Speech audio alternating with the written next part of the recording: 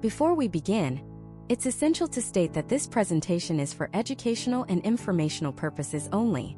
The content you are about to see is not legal advice, nor is it intended to be a substitute for professional legal counsel. You should always consult with a qualified, licensed attorney for advice regarding your individual situation. The creators of this video assume no liability for any actions taken based on the information provided herein. Imagine you get a parking ticket. It's $65. It's infuriating. You know you were legally parked, you have the proof, but the thought of fighting it makes your stomach turn. You'd have to take a day off work, navigate a confusing city website, maybe even show up in person to a drab, soulless traffic court. And for what? To maybe save $65? What if you hire a lawyer? That's insane. A lawyer would cost you $500 just to say hello. So, like millions of Americans every single year, you grit your teeth, curse the system, and you pay the fine. You feel powerless, cheated by a bureaucracy that's too big and too expensive to fight. Now, imagine a different scenario. You get that same ticket. You pull out your phone, open an app, and upload a picture of it. An artificial intelligence asks you a few simple questions in plain English. Was the signage unclear? Were the curb markings faded? You answer. 30 seconds later, the AI has drafted a legally perfect, customized appeal letter, citing the exact local statutes and precedents that make your case a slam dunk. Files it for you electronically. All of this for free. A week later, you get an email. Ticket dismissed. This isn't science fiction. This isn't some far-off future.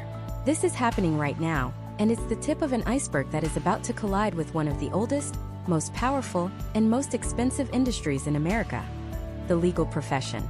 For most of us, the American legal system feels like a locked room, a place where you only go when something has gone terribly wrong. A divorce, a car accident, a dispute with a landlord, a business deal gone sour. And to get the key to that room, you have to pay a gatekeeper, a lawyer, an average of $300 an hour. For many, that's an entire day's wages, just for 60 minutes of advice. The result? A staggering crisis that nobody talks about. It's called the justice gap. A recent study by the Legal Services Corporation found that a shocking 92% of low-income Americans do not get any or enough legal help for their substantial civil legal problems. Think about that. 92%. This isn't just about parking tickets. This is about families facing eviction without knowing their rights. It's about victims of domestic violence, unable to get restraining orders. It's about small business owners getting crushed by contracts they can't afford to have reviewed. It's about veterans being denied the benefits they earned because the paperwork is a nightmare. We have a system that promises justice for all, but in reality delivers justice for those who can afford it. The rest are left to fend for themselves in a complex adversarial system where one wrong move can have devastating consequences. For centuries, this has been the status quo. The law was a fortress protected by high costs, complex language, and a guild of professionals who held all the keys. But that fortress is starting to crumble, and the force that's swinging the wrecking ball is artificial intelligence. We're not just talking about fancy search engines for lawyers. We are talking about sophisticated AI models that can read and understand millions of pages of case law in seconds. AI that can analyze a contract and flag risky clauses better and faster than a team of human associates. AI that can predict the likely outcome of a lawsuit with startling accuracy. AI that can draft patents, write cease and desist letters, and even provide real-time coaching to someone arguing their own case in court. This technology is poised to unleash the single biggest disruption to the legal industry in over a century. It promises to do for law what the internet did for information. Make it accessible, affordable, and available to everyone, not just the wealthy elite. It presents a future where that single mother fighting an illegal eviction can get the legal firepower she needs from her smartphone. A future where a startup can generate ironclad legal documents without a $4,000 retainer. A future where the scales of justice are balanced not by the size of your bank account, but by the facts of your case. But this revolution comes with a dark side. A very dark side. What happens when an AI gives bad legal advice? Who is responsible? The software developer? The user? What about the inherent biases hidden deep inside the data these AIs are trained on? Could an AI designed to help with bail hearings perpetuate racial biases, keeping certain defendants in jail longer than others? What happens to the millions of jobs in the legal sector? Not just the high-powered attorneys, but the paralegals, the legal secretaries, the researchers whose work could be automated into oblivion. And the biggest question of all, Can a machine, an algorithm with no conscience, no empathy, and no understanding of human nuance, ever truly deliver justice? Can a robot replace the wisdom, the advocacy, and the fundamental human connection of a dedicated lawyer fighting for their client? This is the battle for the future of law in America, and it's happening right now. In this video, we are going to pull back the curtain on this incredible and frankly terrifying transformation. We'll look at the specific AI tools that you can use today to handle your own legal issues. We will break down exactly how this technology works in simple terms you can actually understand. We'll explore the groundbreaking court cases where AI is already being put to the test, and we'll expose the ethical minefields and hidden dangers that could reshape our society for the worse. By the end of this presentation, you will understand how this AI legal revolution will directly impact your life, your rights, and your wallet. You will know the opportunities it presents, and the critical dangers we must navigate. The legal establishment, the old guard of $600 an hour attorneys, is fighting this change with everything they've got. They are lobbying, they are suing, they are trying to put the genie back in the bottle. But it's too late. The revolution has already begun. And it's not a question of if an AI will fundamentally change the American legal system, but how, and who will be left standing when the dust settles. To understand who gets left behind, we first need to understand the battlefield. The American legal system, for all its grandeur and importance, has been for centuries a fortress built on paper. Mountains of it. Imagine a world before computers. A high-stakes corporate lawsuit meant entire rooms filled with filing cabinets. A single case could generate millions of pages of documents, and the key to winning might be buried in a single forgotten memo on page 734 of box number 2147. Finding that memo was a Herculean task. It required an army of young, bright-eyed paralegals and junior associates, fueled by stale coffee and the promise of one day making partner. They would spend months, sometimes years, locked in what they called document review dungeons, manually reading every single page, their eyes glazing over, looking for that one crucial sentence. This process, called discovery, wasn't just tedious, it was astronomically expensive. It could account for over half the total cost of litigation. You weren't just paying for a lawyer's brilliant legal mind. You were paying for thousands of hours of the most mind-numbing manual labor imaginable. The system wasn't just slow, it was fundamentally limited by human endurance and the speed at which a person can read. The fortress of law was secure, but it was also suffocatingly inefficient. Then came the first tremors of change. The digital age. Computers entered the law office, and with them tools like LexisNexis and Westlaw. Suddenly, lawyers could search millions of case files in seconds. It was a revolution of a sort. It was like swapping out a horse and buggy for a Model T. A massive leap in speed and efficiency, no doubt. But the core task remained the same. The lawyers still had to know what to search for. They still had to craft the perfect query, read through the dozens or hundreds of results, and use their own human intellect to connect the dots to form the argument. The technology was a powerful assistant, a supercharged librarian, but it wasn't a thinker. It was augmentation, not automation. It made good lawyers faster, but it didn't threaten their fundamental role as the interpreters of the law. The real earthquake, the one that started cracking the foundations of that fortress, didn't come from a search bar. It came from an explosion of data, email, text messages, Slack channels, cloud documents, social media posts.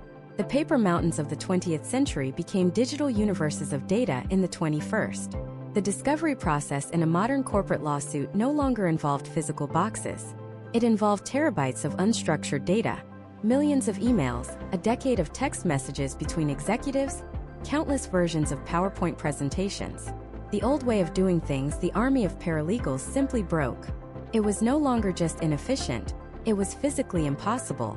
You could hire every law school graduate in the country, and they couldn't get through the data from a single major lawsuit in a lifetime. The legal industry had created a problem that human beings could not solve. And into that desperate vacuum stepped the first true AI lawyer. It wasn't a robot in a suit. It didn't argue in court. Its name was Technology-Assisted Review, or TAR, and it changed everything. Instead of having humans read every single document, a senior lawyer would train the AI. They'd take a sample set of a few thousand documents and manually label them relevant, not relevant, privileged. The AI would ingest these examples, learning the patterns, the keywords, the concepts, the context. It learned what a smoking gun email looked like for that specific case. And then, it was unleashed on the entire dataset of millions of documents, sorting them with superhuman speed and accuracy. What took a team of 20 lawyers 6 months to complete, the AI could do in a week. What cost millions of dollars in billable hours now cost a fraction of that in software licensing. This wasn't just a faster horse, it was a spaceship. And for the first time, a core legal task, one that had been the bread and butter for legions of young attorneys, was being done better, faster, and cheaper by a machine. The courts blessed it. In a landmark 2012 case, a U.S. magistrate judge officially approved the use of TR, calling it a better and more reliable alternative to the tired eyes of attorneys. The revolution was no longer theoretical, it was court-sanctioned. But even this was just the beginning. TAR was an analytical tool. It could find the needle in the haystack, but it couldn't tell you what to do with the needle. It could identify the relevant documents, but it couldn't weave them into a compelling legal argument. It couldn't draft a motion, negotiate a settlement, or advise a client on a course of action. The higher-level strategic work, the real lawyering, was still safe in the hands of humans. Or so they thought. Because while the legal world was getting used to its new analytical tools, a different kind of AI was being born in the research labs of Silicon Valley. It wasn't being trained on legal documents. It was being trained on something much, much bigger, the entire internet. Trillions of words. Books, articles, websites, conversations. It was learning not just to find information but to understand language. To grasp context, nuance, and intent. To generate human-like text. These were the large language models, or LLMs. And when ChatGPT was unleashed on the public in late 2022, the world saw what they could do. The legal industry saw something else. They saw the future coming at them like a freight train. Because what is law at its core? It's a system built on language. Contracts, briefs, statutes, judicial opinions. It's all just highly structured text. And for the first time, here was a technology that could not only understand that text but could also create it. The leap from analytical AI to generative AI was like the leap from a calculator to a creative partner. Suddenly, the questions became much more profound.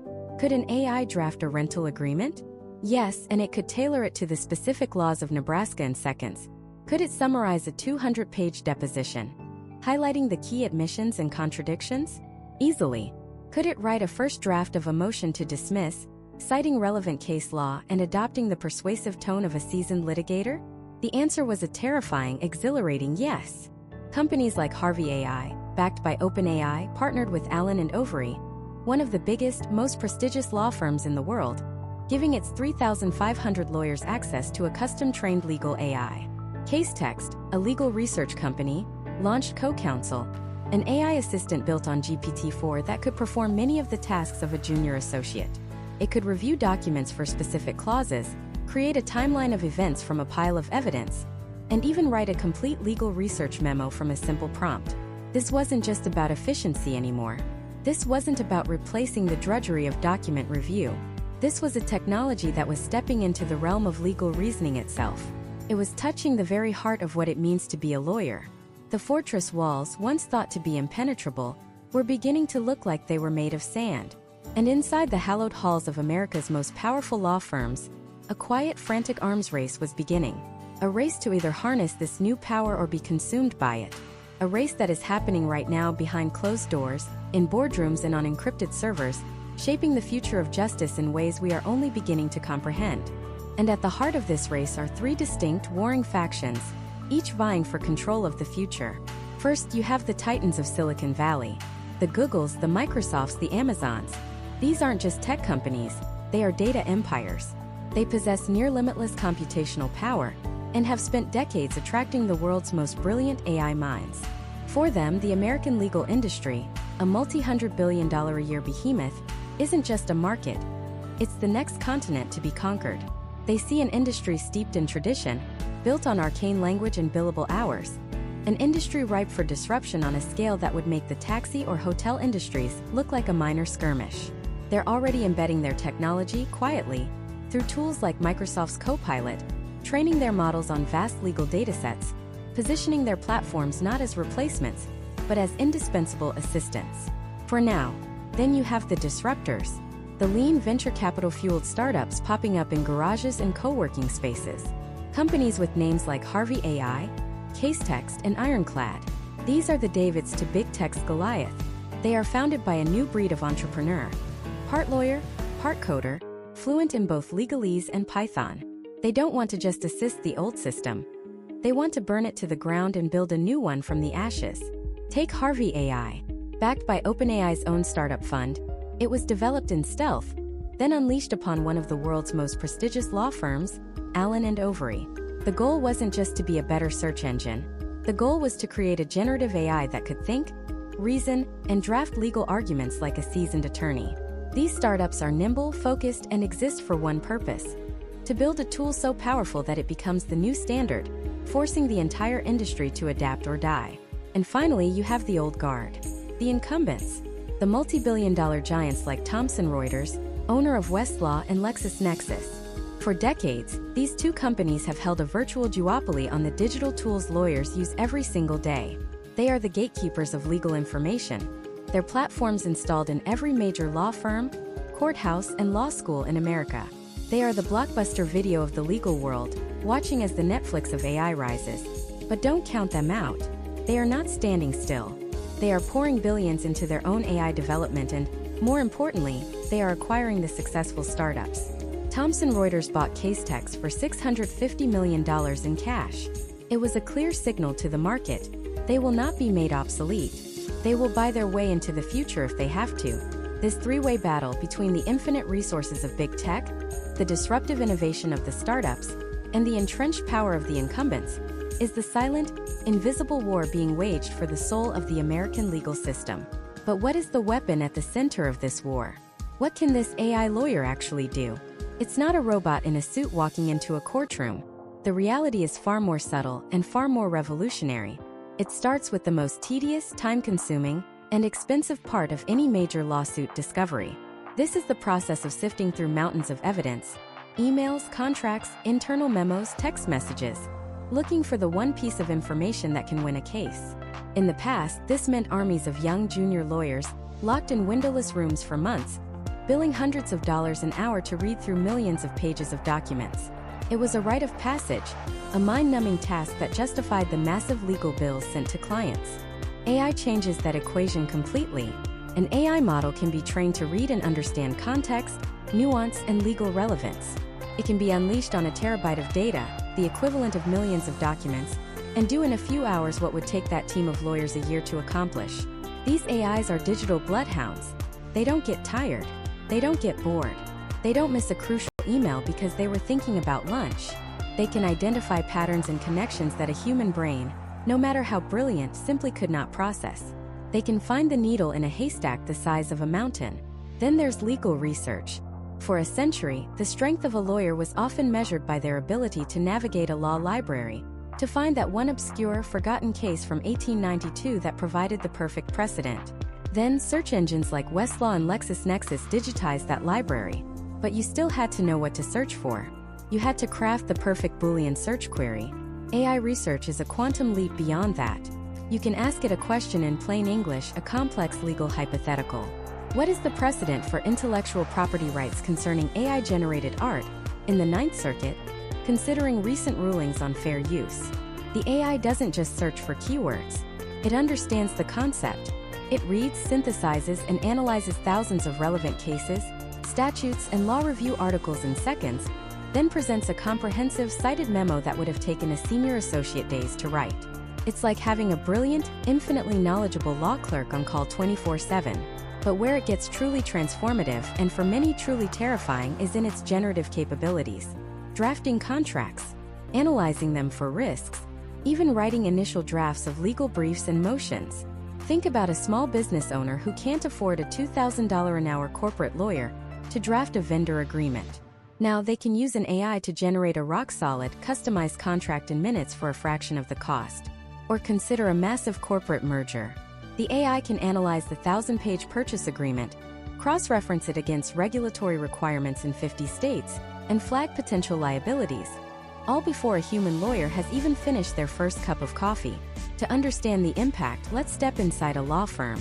Picture a young associate. Let's call her Amelia. She's 2 years out of a top law school, saddled with $250,000 in student debt, and working 80-hour weeks at a prestigious Chicago firm. Her life is a blur of document review and research memos, One Tuesday, her firm is hit with an emergency injunction on a massive intellectual property case. The opposing counsel has dumped over 2 million documents on them, and they have just 72 hours to find evidence to support their response. It's an impossible task. The senior partner is already planning to concede the point, a move that would significantly weaken their client's position. But Amelia's firm has been beta testing a new AI platform. With a mix of desperation and curiosity, she gets permission to use it. She spends an hour setting the parameters, teaching the AI what to look for. Any communication related to a specific trade secret, Project Nightingale, between a list of 20 key employees over a 3-year period. Then she hits run. The progress bar on her screen moves faster than she thought possible. While her colleagues are frantically trying to organize a manual review, Amelia watches as the AI tears through the data. Hours pass. Then at 2 a.m. a notification pops up. The AI has flagged a cluster of 17 documents. They're not emails. They're chat logs from an old, forgotten internal messaging system the company had retired years ago. Buried deep inside is a conversation between a lead engineer and a former employee who now works for the competitor. The engineer is complaining about being underpaid and, in a moment of frustration, attaches a file. The file is a core schematic for Project Nightingale. It's the smoking gun. The one piece of evidence that proves unequivocally that the theft was willful and deliberate. The next morning, Amelia walks into the partner's office, places a single printed-out chat log on his desk and says, "I think this changes things." Doesn't just change things. It ends the argument. The injunction is defeated. The case eventually settles for a massive sum in their client's favor. Amelia is hailed as a hero. She's put on the partner track. Her career is made. But as the celebration dies down, a cold, unsettling thought creeps into Amelia's mind. The AI didn't just help her. It did something she and every other lawyer at her firm was incapable of doing. It found a connection no human would have thought to look for, in a place no one would have thought to look. And it did it in less than a day. Her triumph felt personal, but the victory belonged to the algorithm. She was the wizard, but the machine was the magic. And she began to wonder, what happens when the firm realizes they don't need as many wizards, because the magic is becoming so powerful, so accessible? The revolution that had just secured her future was the very same one that could make her, and thousands of lawyers just like her, utterly redundant. The question was no longer if AI would change the legal profession. The question was how many careers it would end in the process. And that process of replacement, it wasn't some far-off distant storm on the horizon. The first drops were already falling, and they were landing on the very foundation of the legal profession, the work of the junior associate. For decades, the path was clear. You graduate from a good law school buried in debt and you join a firm. Your first few years are a trial by fire. You're not arguing in front of the Supreme Court. You're in what lawyers call the pit, or the document dungeon. Your job is discovery, specifically e-discovery.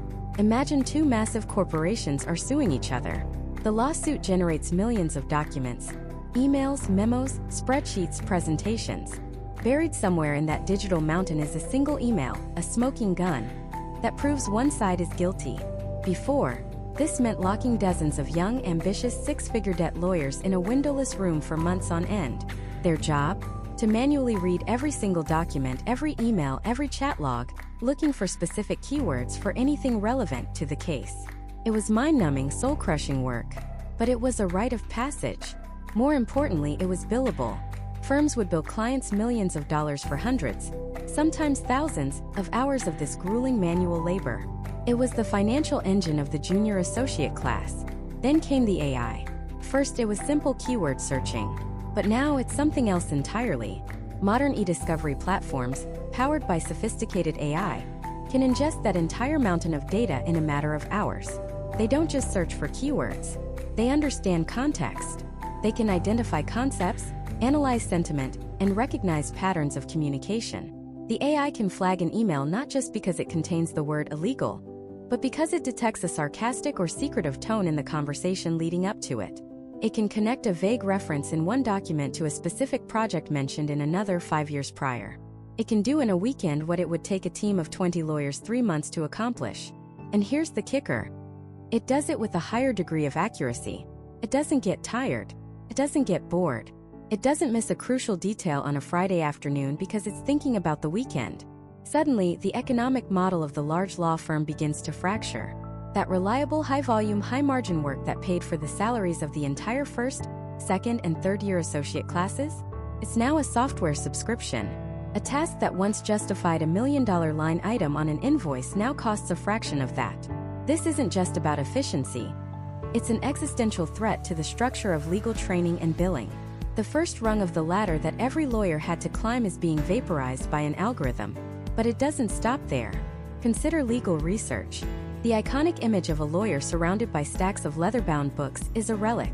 For the last few decades, it's been about mastering complex digital databases like Westlaw and LexisNexis. Knowing how to craft the perfect search query to find the one obscure case law from 1927 that could win your entire argument was a prized skill. It took hours of meticulous, expensive work. Young lawyers spent their nights digging through digital archives, piecing together legal arguments precedent by precedent. Today, AI-powered legal research tools are changing that game entirely. A lawyer can now input a simple, natural language question about their case. For example, what is the precedent in the Ninth Circuit for breach of fiduciary duty? In a tech startup context involving intellectual property, the AI doesn't just return a list of 1,000 possible cases. It reads, analyzes, and synthesizes them. It provides a ranked list of the most relevant cases, complete with summaries of the holdings, and even points out which cases were later overturned or criticized. Some advanced platforms can even analyze the specific judge assigned to your case, review their entire history of rulings on similar matters, and predict the likelihood of them ruling in your favor. They can identify the arguments that judge found most persuasive in the past. The art of legal research is becoming a science of data analysis. The hours of painstaking work are compressed into minutes. And what about the most lawyerly of all tasks? Drafting a contract. For years, this was the bread and butter. A client needs a non-disclosure agreement, a lease, an employment contract. A junior lawyer would start with a firm template, then spend hours customizing it, ensuring every clause was perfect, every contingency covered. It was more billable time, more foundational work. Now platforms exist where you can generate a robust, legally sound contract in under a minute by answering a few simple questions. But the real disruption is in contract analysis. Imagine a company is about to merge with another. They have to review 10,000 existing contracts to identify any risks, any poison pill clauses that could scuttle the deal. This, again, was a job for an army of associates. Today, an AI can scan all 10,000 contracts in an afternoon. It can red flag non-standard language, identify missing clauses, check for compliance with regulations, and even summarize the key obligations and liabilities for each contract in a simple dashboard.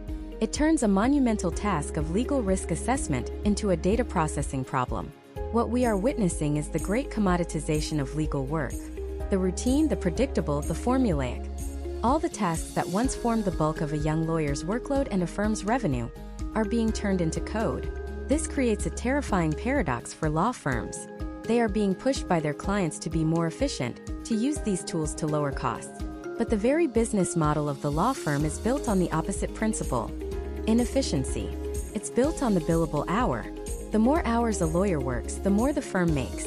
An AI that does 10 hours of work in 10 seconds is a miracle for the client, but it's a catastrophe for a business model that sells hours. It forces a question that strikes at the heart of the entire industry. What exactly is a lawyer's time worth when a machine can do the work infinitely faster? If a firm buys a powerful AI tool, do they bill the client for the 10 seconds of machine time? Or do they pretend the lawyer still took 10 hours? The first option bankrupts the firm. The second is fraud. This is the crisis unfolding right now. Not in the future, but in the glass towers of every major law firm in America.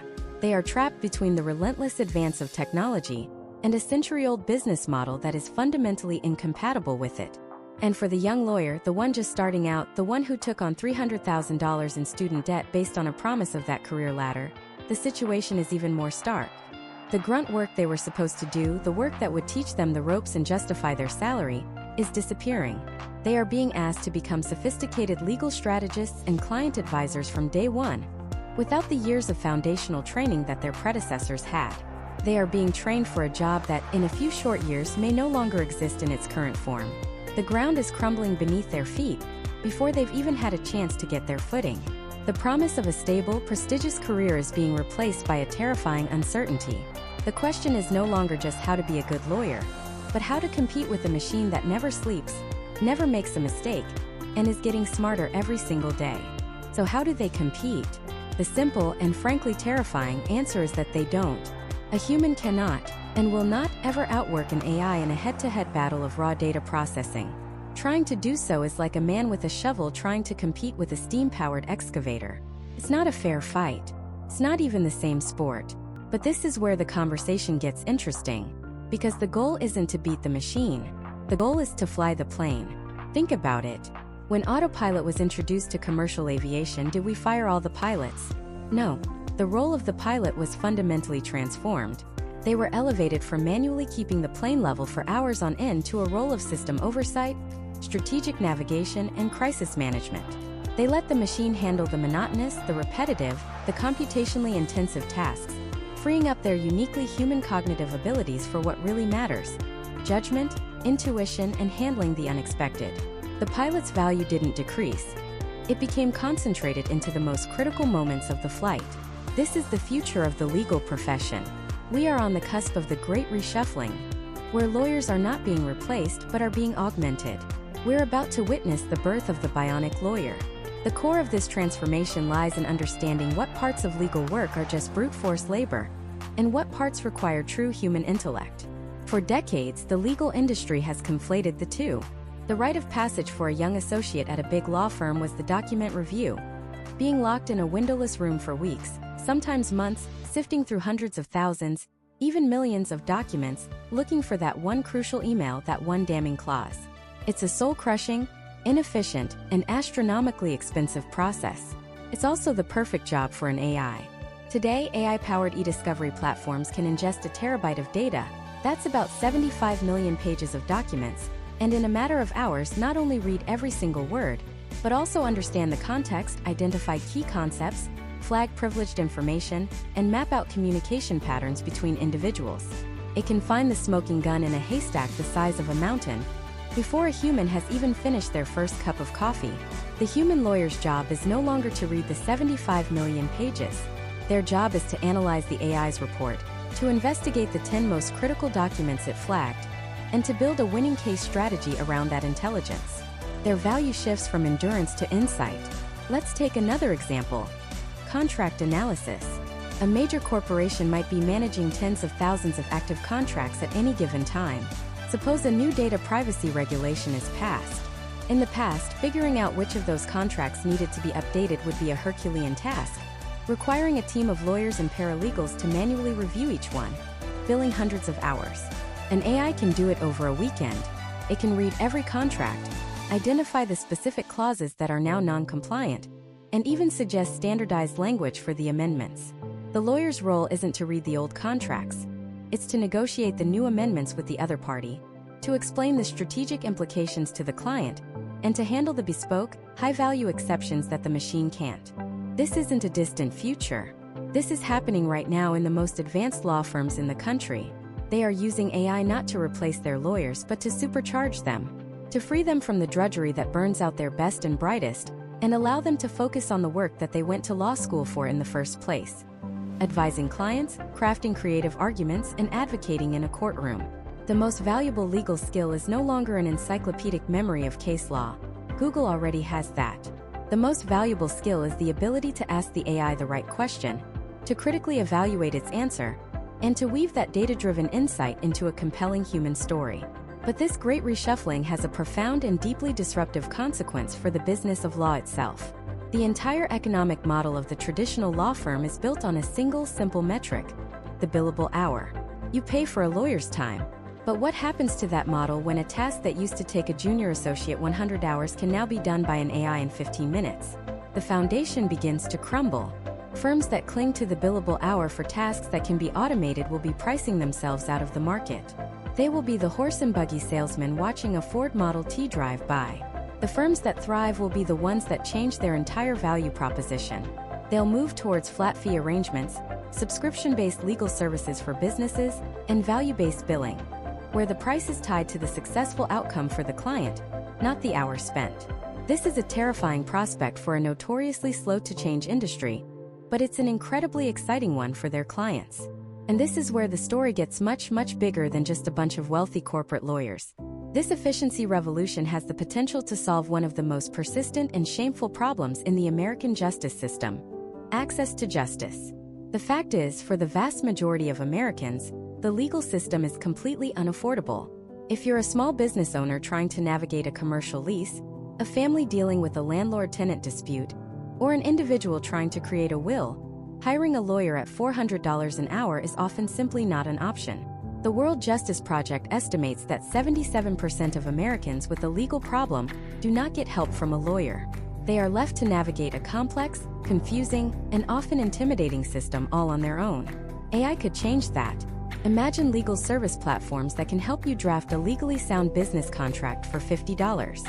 Or an AI-powered service that can guide you through the small claims court process for a flat fee, helping you organize your evidence and file the correct forms. This isn't about replacing the high-stakes trial lawyer. It's about providing a ladder for the millions of people who are currently locked out of the courthouse doors. It's about democratizing access to basic legal protections that are currently a luxury good.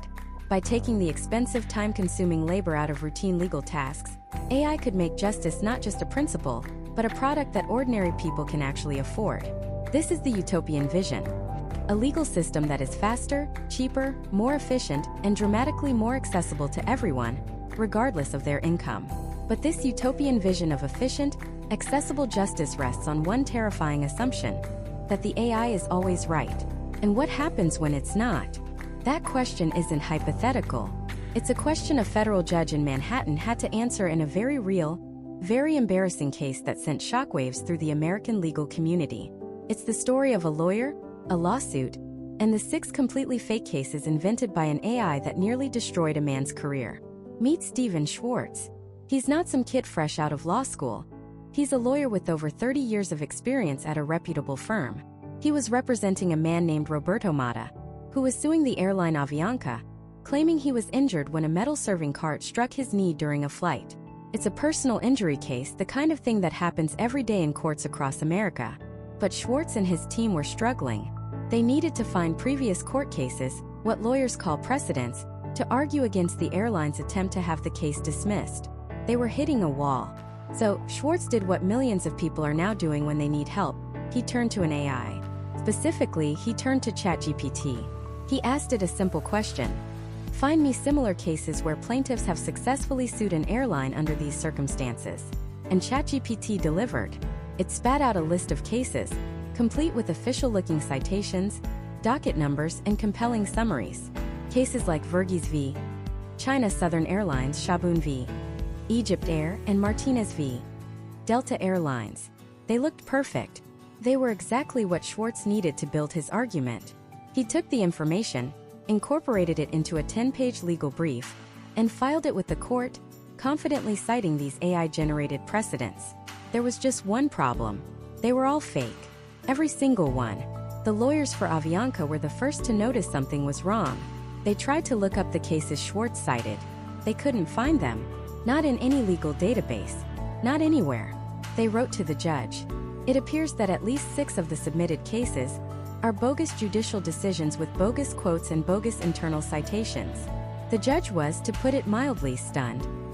He ordered Schwartz to provide copies of the decisions.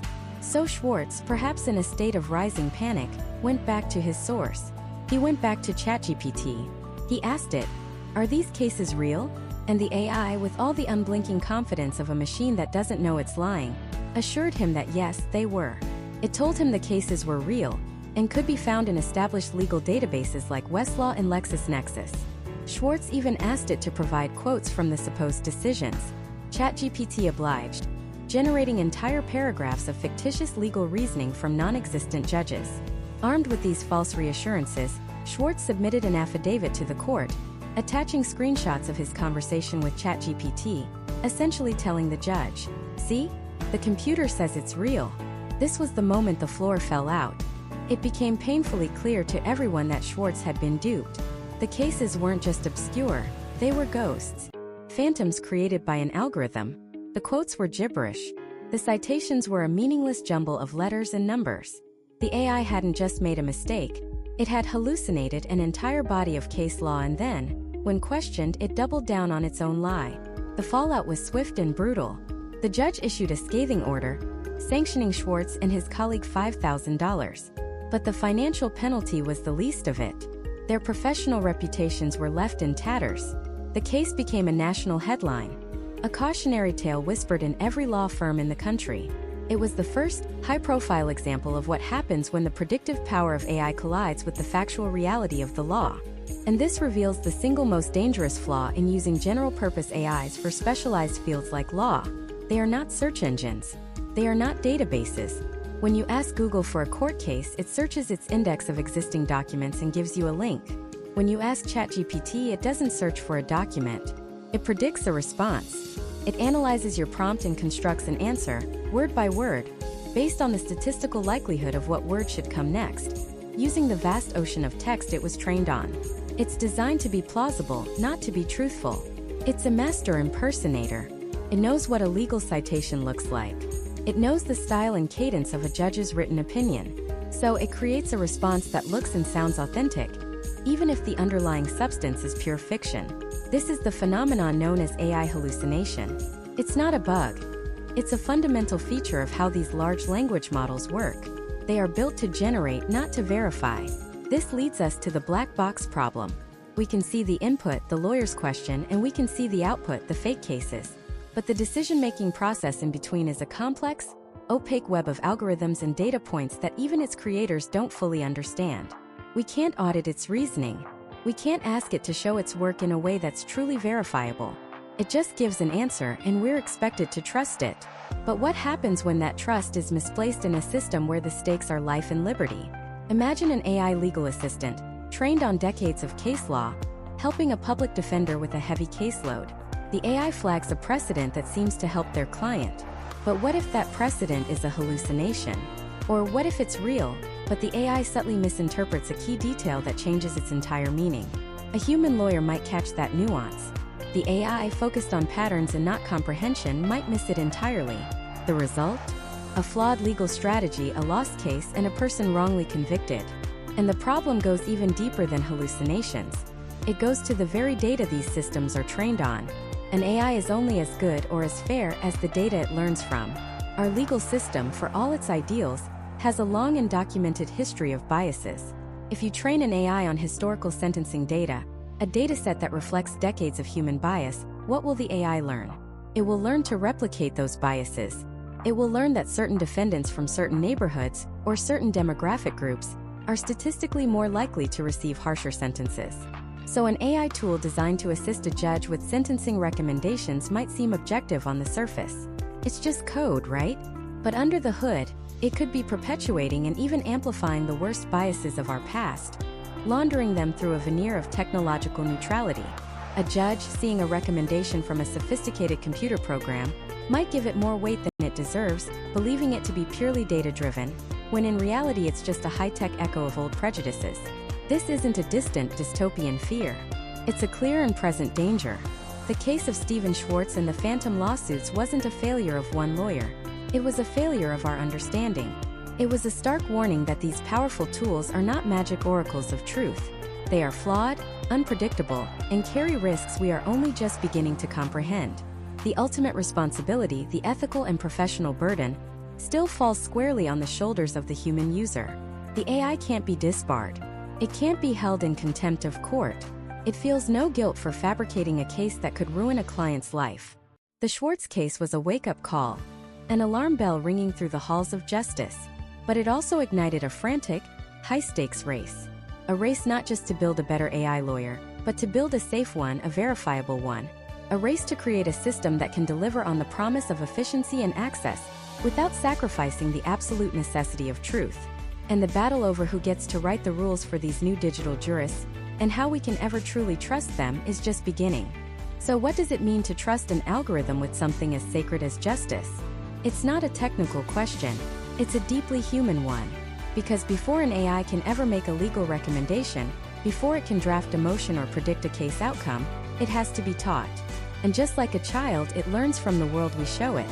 The problem is, the world we've built, and the legal data we've recorded for centuries, is riddled with imperfections, inequalities, and human biases. And AI, in its cold, logical efficiency, is the perfect mirror. It doesn't just reflect our biases back at us. It can amplify them into an unchallengeable, mathematical truth. This is the specter of algorithmic bias, and it is the single greatest hurdle to a truly just AI-powered legal system. Imagine training an AI to predict who is most likely to be a successful CEO. You feed it a database of every Fortune 500 CEO from the last 50 years. The AI chews through the data and comes to a very logical conclusion. Successful CEOs are overwhelmingly white and male. So, when presented with two equally qualified candidates, one a woman of color and the other a white man, the algorithm, based purely on the historical data it was given, flags the man as the higher potential candidate. The AI isn't sexist or racist in the human sense. Feels no malice.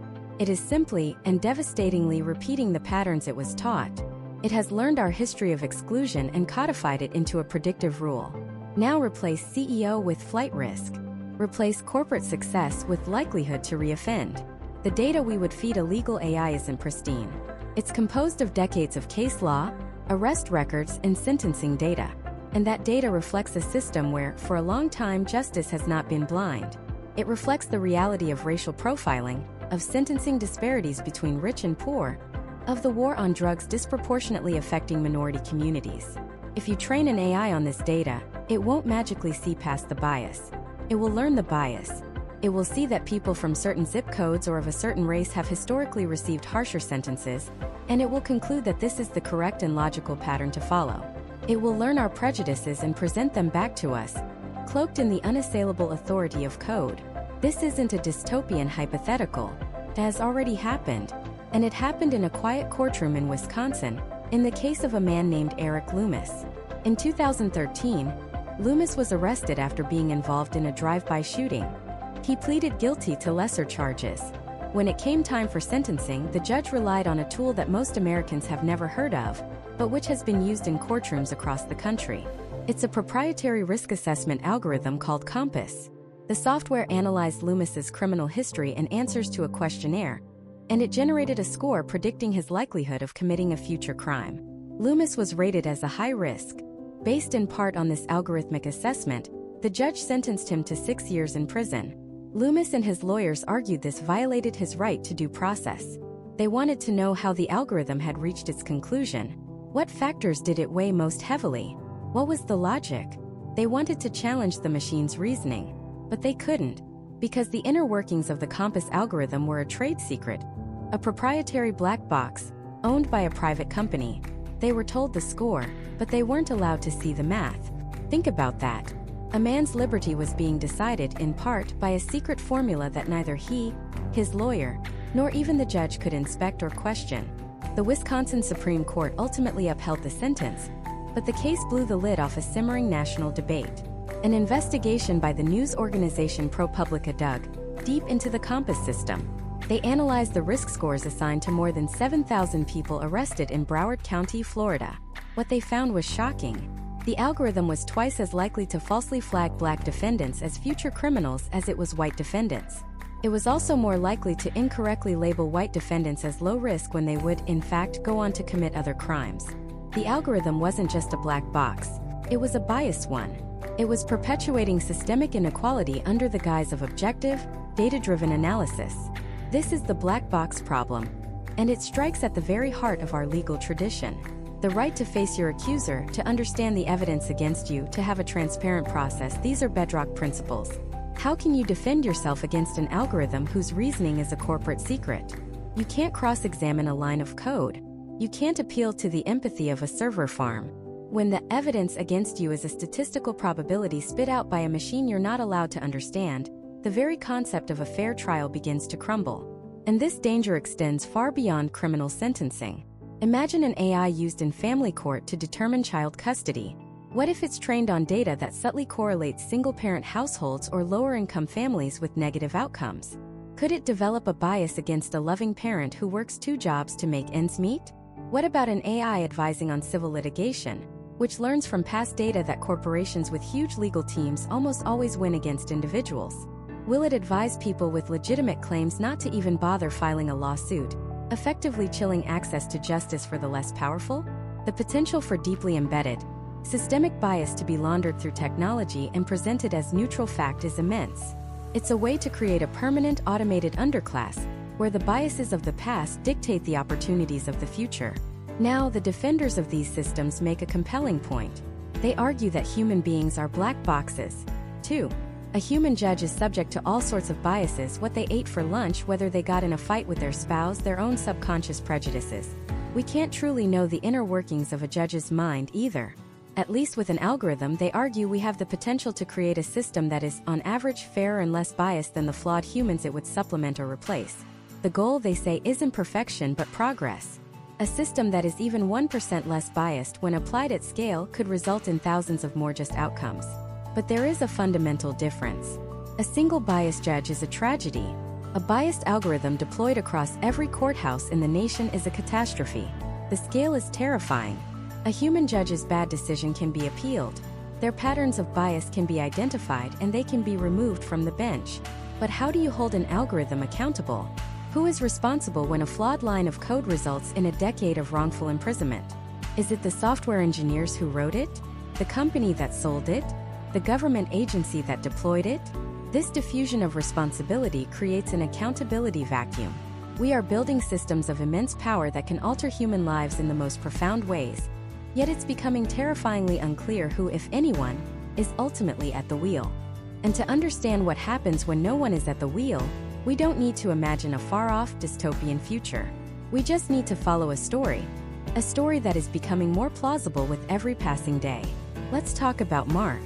Mark runs a small, artisanal furniture business out of his garage in Ohio. He's brilliant with wood, but legal documents give him a migraine.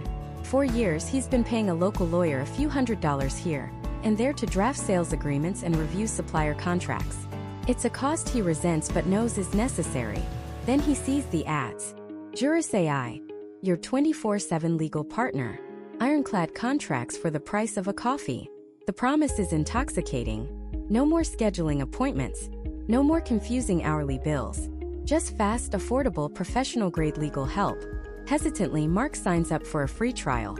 He needs a new, more complex contract for a big potential client, a boutique hotel chain. This contract could make or break his business for the next 5 years. He feeds Juris AI all the details: payment schedules, delivery terms, material specifications, liability clauses. Within 90 seconds, Juris AI produces a document. It's 16 pages long, dense with legalese that sounds incredibly official. It cites relevant sections of the Ohio Uniform Commercial Code. It even includes a force majeure clause that accounts for supply chain disruptions, something his old lawyer never even mentioned. Mark is blown away. He feels empowered. He feels like he just leveled the playing field, using the same high-tech tools as the big corporations. He sends the contract to the hotel chain. Their legal team, likely overworked in seeing a fairly standard-looking agreement, requests a few minor tweaks, which Juris AI handles instantly. The deal is signed. Mark pops a bottle of cheap champagne and gets to work, dreaming of expanding his workshop. For 18 months, everything is perfect. The hotel loves his work and orders more. Mark hires 2 new employees. He's finally living his dream. And then a dispute arises. A small one at first. A shipment of custom-made chairs arrives at the hotel with minor water damage due to a freak storm that hit the shipping company's warehouse. It's an act of God. And the contract Mark so proudly generated has a clause for this. But when he points it out, the hotel's lawyer sends back a letter that makes his blood run cold. The letter points to another clause, buried deep in the contract. A clause Mark barely registered. It's a subsection on indemnification. The way it's worded is strange. It seems to contradict the force majeure clause. It states that Mark's company, the supplier, assumes all liability for product integrity until final customer acceptance, irrespective of third-party transit conditions. It's a subtle, almost poetic piece of linguistic poison. It effectively negates the act of God protection he thought he had. The hotel chain isn't just asking him to replace the damaged chairs. They're invoking this clause to claim damages for their project delays, a figure that runs into the 6 figures. It's enough to bankrupt him. Panicked, Mark goes back to a human lawyer, the very one he was trying to avoid. She reads the contract and her face tightens. "Mark," she says, "I've never seen a clause worded quite like this. It's technically valid, but it's highly unorthodox. It uses language from 2 completely different areas of contract law, maritime shipping and software licensing, and mashes them together. No human lawyer would ever write this. It's nonsensical but legally binding. The AI, in its quest to create the most comprehensive and optimized contract based on millions of data points, had done something no human would. It didn't understand context. It saw a pattern in liability shifting language from one domain and a pattern from another, and it statistically blended them together, creating a Frankenstein's monster of a clause. It was a classic AI hallucination, a confident, plausible-sounding fiction. The AI didn't make a typo. It made a fundamental error in reasoning, an error it couldn't even recognize as an error. Now comes the real nightmare. Mark wants to hold someone accountable. But who? He can't sue the AI. He tries to go after Juris AI, the company, but their terms of service, which he clicked agree on without a second thought, is a masterpiece of legal self-defense, ironically, almost certainly drafted by an elite team of very expensive human lawyers. The terms state, in no uncertain terms, that Juris AI is a tool for informational purposes only, not a legal service provider. It explicitly states that the user assumes all risk and responsibility for any documents generated. It compares itself to a glorified typewriter. You can't sue Microsoft if you write a bad novel using Word, they argue, so you can't sue us if you create a bad contract using our platform. The argument is infuriatingly clever. But is it right? A typewriter doesn't suggest sentences. A typewriter doesn't cite legal precedent. A typewriter doesn't actively generate the very substance of the document. Juris AI did all of that. It presented itself not as a passive tool, but as an active, intelligent partner. This is the heart of the accountability vacuum. The company that created the intelligence claims to have no responsibility for its output. So who's next? The programmers who wrote the code? They'll argue they just built the engine. They didn't control what it learned or how it synthesized information. The company that supplied the training data? They'll claim they just provided the raw materials, the legal texts and case files, not the flawed logic that resulted.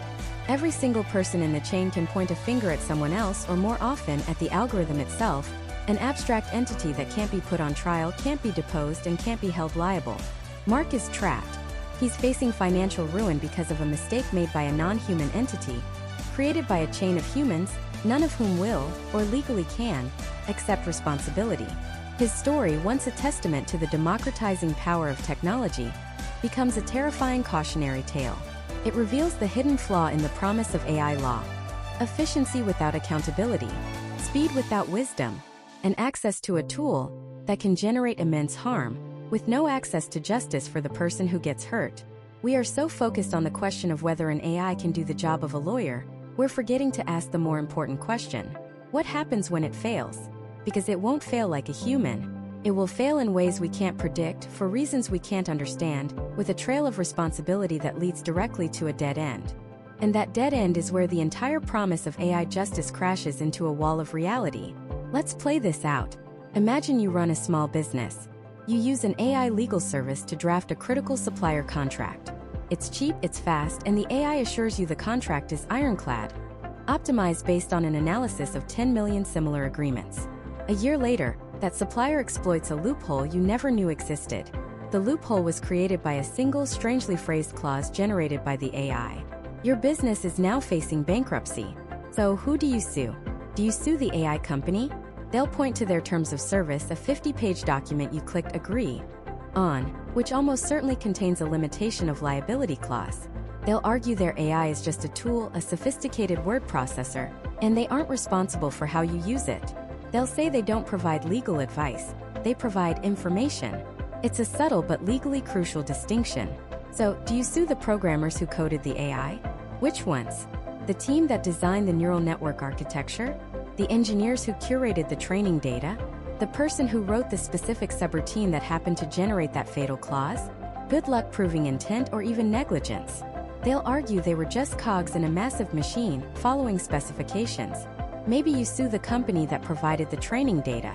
Perhaps the AI learned this loophole from a faulty contract in its dataset. But how would you ever prove that? The AI's decision-making process is a black box. It didn't just copy and paste. It synthesized information from millions of sources. Its reasoning is a complex web of weighted probabilities and vector embeddings, a process so convoluted that even its own creators can't fully reverse engineer a specific output. You cannot put an algorithm on the stand and cross-examine it. You can't ask it, "What was your state of mind when you drafted this clause?" the trail of responsibility doesn't just go cold. It vanishes into a fog of computation. This isn't a hypothetical problem. We're already seeing it play out in the world of self-driving cars. When an autonomous vehicle causes a fatal accident, the legal system struggles to assign blame. Is it the owner who was supposed to be supervising? The car manufacturer? The company that wrote the sensor software? The city that failed to maintain clear lane markings? It's a liability nightmare. Now replace a car with a tool that advises on liberty, property, and even life itself. The stakes become infinitely higher. This black box problem strikes at the very heart of what we call due process. In the American legal system, you have the right to understand the case against you. You have the right to challenge evidence. You have the right to see the logic and reasoning of the opposing side. What happens when the opposing side's entire case strategy is generated by an AI? What happens when a judge uses an AI to recommend a sentence, and that AI was trained on decades of data reflecting historical biases? The AI won't announce, "I am recommending a harsher sentence because the defendant's demographic profile correlates with higher recidivism in my training data." It will simply output a number, a recommendation that feels objective, scientific, and impartial, but is in fact the product of a million buried biases, invisible to everyone in the courtroom. How do you fight that? How does a public defender argue against the cold, hard logic of a machine that has analyzed every case in the state's history? It creates a terrifying imbalance of power, an uncanny valley of justice, where the process looks familiar, but the fundamental principles of fairness have been hollowed out from the inside. The ghost in the machine becomes the ghost in the courtroom. And this leads us to the most profound risk of all, the erosion of the human element that, for all its flaws, is the bedrock of our legal system. We think of the law as a set of rigid rules and statutes, but it's not. It is a deeply, profoundly human endeavor. It's about persuasion, empathy, and understanding. A great lawyer doesn't just read case law. She reads the room. She reads the jury's faces, the judge's tone, the tremor in her client's voice. She knows when to push and when to pull back, when to appeal to logic and when to appeal to emotion. She builds a relationship of trust with the client, counseling them through what is often the worst experience of their life. Can an AI do that? Can it sit with a grieving family and explain the wrongful death suit process with genuine compassion? Can it stand before a jury and convey righteous indignation on behalf of an innocent client?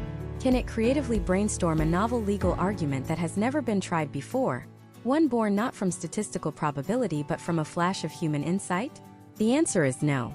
An AI can simulate empathy, but it cannot feel it. It can generate novel text, but it cannot exercise true judgment, which is the ability to make wise decisions in the absence of complete data. It operates on patterns from the past, which makes it inherently conservative. It cannot account for the unique, unquantifiable spirit of a specific case, the thing a jury often senses and votes on. Justice isn't just about applying rules to facts. It's about equity, about mercy, about understanding the context of a human life. By outsourcing legal work to machines, we risk turning the practice of law into a sterile administrative task. We risk losing the very soul of the system. The regulatory bodies are already scrambling. The American Bar Association has issued guidelines, warning lawyers they have a duty of technological competence, and that they are ultimately responsible for any work product, whether it's drafted by a first-year associate or a generative AI. But these are just guidelines. They are a finger in a dike against a coming tsunami. How do you create laws for a technology that reinvents itself every 6 months? By the time Congress could ever agree on a bill to regulate this technology, the technology itself would be 3 generations more advanced, making the law obsolete on arrival. This creates a dangerous Wild West scenario. Tech companies, driven by profit, will push the boundaries as far as they can, as fast as they can. They will deploy these tools, wrapped in disclaimers, and let the court sort out the inevitable wreckage. And who will be the test subjects in this grand experiment? It will be the people who can't afford a human lawyer, the very people these tools are supposedly meant to help. They will be the first to have their contracts fail, their cases dismissed, and their rights compromised by an algorithm they can't understand, appeal, or hold accountable. The promise of access to justice could become a cruel bait and switch, offering a cheaper, faster, but ultimately hollow form of legal representation. So we are caught in a paradox. We have a system that is too expensive and too slow, desperately in need of innovation. And we have an innovation that is powerful and promising, but it threatens the core principles of accountability, transparency, and humanity that the system is built on. feels like an impossible choice. A choice between a broken present and a terrifying, uncertain future. So what if that's the wrong choice? What if the debate we're having, the one that pits human lawyers against artificial intelligence, is a false dichotomy? We're framing this as a battle for the soul of the legal system. A zero-sum game where one side must win and the other must lose. But the future rarely arrives as a clean victory. It's almost always a messy, complicated, and ultimately fascinating synthesis. The future of law isn't about replacing the human. It's about augmenting the human. It's about building a partnership between our unique, irreplaceable human abilities and the staggering computational power of AI. Think about the core of what a great lawyer actually does. Is it just knowing the law? No. A database knows the law. The true value lies in the things that can't be coded. It's the empathy to sit with a client in their darkest hour, to understand the fear and uncertainty behind their words, and to translate that raw human experience into a coherent legal narrative. It's the intuition to read a jury, to sense the subtle shift in a judge's demeanor, to know when to push and when to pull back during a cross-examination. It's the creative spark that finds a novel argument in a century-old precedent, the strategic genius that crafts a settlement that no one thought was possible. Can an AI feel the weight of a parent's fight for their child? Can it understand the crushing shame of a false accusation? Can it deliver a closing argument with a tremor of genuine conviction in its voice that persuades 12 strangers to see the truth? No. These are the domains of humanity. Justice, at its heart, is a human concept administered by humans for humans. It's about fairness, mercy, and context, squishy, unquantifiable things that defy algorithms. To remove the human from that equation is to remove the very soul of justice itself. So the vision isn't a courtroom with a robot judge and AI advocates. The most realistic and, frankly, the most exciting vision for the future is the augmented lawyer. Imagine a defense attorney preparing for a massive corporate fraud case. In the past, she would have a team of junior associates and paralegals spending thousands of hours and millions of dollars in client fees manually reviewing millions of documents, emails, and financial records. It's a soul-crushing, inefficient process prone to human error. Now imagine our augmented lawyer. She feeds all of that data, terabytes of it, into a specialized legal AI. Within hours, not months, the AI has analyzed everything. It has identified the key documents, flagged inconsistent statements, traced the flow of money, and cross-referenced every communication with legal precedent on securities fraud. It generates a detailed report, highlighting the strengths and weaknesses of the case, and even suggests potential lines of questioning for key witnesses. The AI has done the work of 100 paralegals faster, cheaper, and more accurately. But the AI doesn't go to court. The human lawyer does. Freed from the drudgery of document review, she can now focus on the high-level, uniquely human tasks. She can spend her time developing a deep, trusting relationship with her client. She can strategize with her team, brainstorming creative legal theories. She can prepare for her courtroom performance, honing the story she will tell the jury. The AI is her co-pilot, her research assistant, her paralegal on steroids. It handles the what, the data, the facts, the precedents. This allows the human lawyer to master the how and the why. How to present the case and why it matters. This isn't science fiction. This is already starting to happen in high-end corporate law firms. The technology is giving them an incredible edge. But the real revolution, the one that truly matters for America, is when this model trickles down and finally addresses the access to justice crisis. Remember that 86% of low-income Americans who can't get legal help? The augmented lawyer model is the key to solving that. When you dramatically reduce the time it takes to handle the research and administrative parts of a case, you dramatically reduce the cost.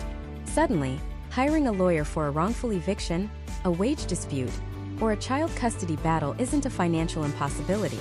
It becomes affordable for the middle class, and with subsidies and pro bono reforms accessible for the poor. And for the simpler legal issues, we can take the human out of the loop in a good way. We can have AI-powered platforms regulated and overseen by state bar associations that guide people through uncontested divorces, small claims court filings, or creating a last will and testament. These tools can ensure paperwork is filled out correctly, deadlines are met, and the process is demystified for the average person. This frees up human lawyers to focus on the complex, adversarial cases where human advocacy is essential.